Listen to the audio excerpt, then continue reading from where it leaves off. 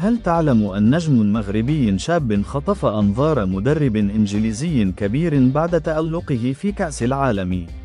المدرب الإسباني خافي غارسيا، مدرب واتفورد الإنجليزي، لم يخفي إعجابه الكبير بالنجم المغربي الصاعد عثمان معمن بعد الأداء الأسطوري الذي قدمه في كأس العالم للشباب.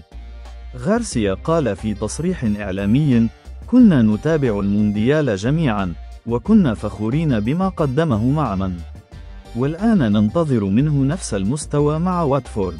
وأضاف: أحتاج بعض الوقت للتحدث معه ومعرفة حالته، ثم سنرى مدى جاهزيته للمنافسة في دوري الشامبيونشيب.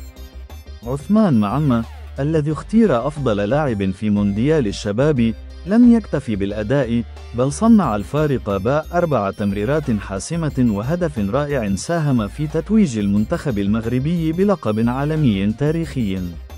هل يكون معمن النجم المغربي الجديد في الملاعب الإنجليزية؟ الأيام القادمة ستكشف ذلك.